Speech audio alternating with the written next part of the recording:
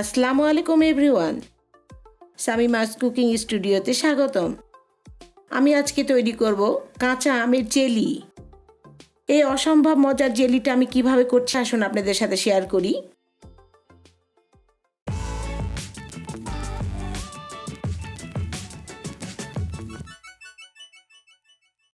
আমি এখানে কাঁচা আম নিয়েছি, যে কোনো জাতের কাঁচা আম নিতে পারেন আপনারা এই জেলিটা করার জন্য, কাঁচা আম হলেই চলবে।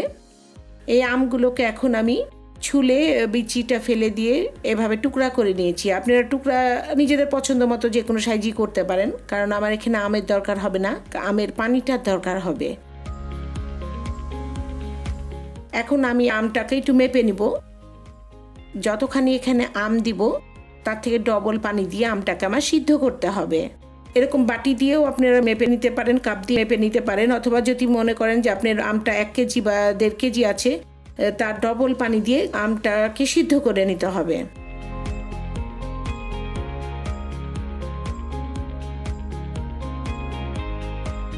এবার আমটাকে আমি চুলায় বসিয়ে দিলাম এবং হাই হিটে আমি এটাকে সিদ্ধ করে নেব বেশ কিছুক্ষণ। এটা সিদ্ধ করার টাইমটা আপনাদের ওইভাবে বলছি না, কারণ চুলার এক একজনের এক এক রকম টাইম থাকে, সেই জন্য আমি এখানে বলবো যে আমটাকে পুরোপুরি সিদ্ধ হয়ে যাবে, একদম গলা গলা মতো হয়ে যাবে, সে পর্যন্ত আপনাদের সিদ্ধ করে নিতে হবে। অর্থাৎ 10 মিনিট থেকে 15 মিনিটের মতো সিদ্ধ করে নিতে হবে।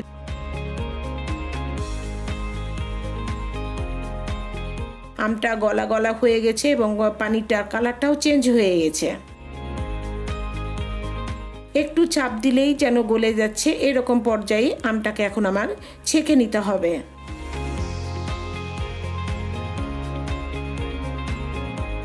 যে কোনো ছাঁকনি দিয়ে আপনারা এই পানিটাকে ছেঁকে নেবেন, কারণ আমার জেলি করতে পানিটার দরকার হবে, কোনো আমের ওপরের অংশটার না। তবে ওপরের অংশগুলোও আপনাদের ফেলে দিবেন না, এটা দিয়ে খুব ভালো চাটনি তৈরি করা যায় এবং আচারও খুব ভালো হয়। এবার আমি কতখানি পানি হলো সেটা একটা কাপ দিয়ে মেপে নেব। যতখানি আমার পানি হবে ঠিক ততখানি আমাকে চিনি নিতে হবে। যে কোনো মেজারমেন্ট কাপ দিয়ে বা মগ দিয়ে আপনারা পানিটাকে মেপে নেবেন। এই মেপে নেওয়াটা খুবই জরুরি, কারণ যতখানি আমি পানি নিব ঠিক ততখানি চিনি নেব। আমি কতখানি পানি নিচ্ছি তা বলছি না, আমি বলছি আপনারা যতখানি পানি নেবেন ঠিক ততখানি চিনি নিতে হবে। তার চেয়ে একটু বেশি চিনি নিলেও চলবে, কিন্তু এর চেয়ে কম হওয়া যাবে না, তাহলে জেলিটা খুব ভালো জমবে না। এই জেলিটা জমানোর জন্য কোনো আগার আগার পাউডার বা জেলাটিন আমি ব্যবহার করব না, আর সেই জন্য এটা হবে স্বাস্থ্যকর। এখন আবারও হাই হিটে আমার এই পানি এবং চিনিটাকে খুব ভালো করে জ্বালিয়ে নিতে হবে। পানি এবং চিনি জ্বালানোর সময়তে উপরে এরকম ফেনার মতো জমবে, তখন আপনারা যতটা সম্ভব একটা ছাঁকনি দিয়ে বা চামিচ দিয়ে এই ফেনাগুলোকে একটু উঠিয়ে ফেলবেন, তাহলে জেলিটা খুব স্বচ্ছ হবে। কতক্ষণ আমি ফুটাবো সেই টাইমটা বলছি না, কারণ চুলার তাপ এক একজনের এক এক রকম থাকে। এটার জন্য আমি শুধু বলবো যে পানিটা এই পর্যন্ত ফুটাবেন যতক্ষণ না ঘন হয়ে যাবে। পানিটা যখন অর্ধেক হয়ে আসবে এ পর্যায়ে আমি 1 টেবিল চামচ ভিনেগার দিলাম। তো ভিনেগার জায়গায় আপনারা লেবুর রসও ব্যবহার করতে পারেন, এটা প্রিজারভেটিভ হিসাবে কাজ করবে। 1 বছর মতো এই জেলিটা খুব ভালো থাকবে। আর কয়েক ফোঁটা আমি এখানে দিব গ্রিন ফুড কালার। তবে ফুড কালারের ব্যাপারটা আপনাদের নিজস্ব পছন্দ, আপনারা যে কালারের ফুড কালার ব্যবহার করতে চান বা যে কালার জেলি তৈরি করতে চান সেই ফুড কালারই ব্যবহার করবেন। আপনারা এখানে রেড, ইয়েলো, অরেঞ্জ যে কোনো ফুড কালারই দিতে পারেন। আর ম্যাঙ্গো যেহেতু গ্রিন, তাই আমি এখানে গ্রিন ফুড কালারটা ব্যবহার করেছি। এখানে জ্বালানোর একটা আমি মাপ বলে দিই। যখন মনে হবে একটু চটচটা হয়ে গেছে, 2 আঙ্গুল নিয়ে একটু দেখবেন চটচটা মতো বা তারের সৃষ্টি হচ্ছে, তখন একটা এরকম ছড়ানো প্লেটে কয়েক ফোঁটা আমের রসটা নিয়ে নেবেন।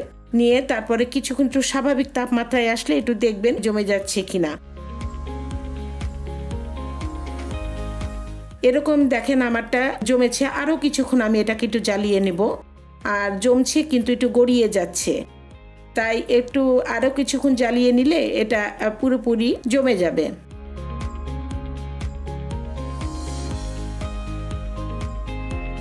এখন আমার জেলিটা হয়ে গেছে, এ পর্যায়ে আমি জেলিটাকে নামিয়ে নেব।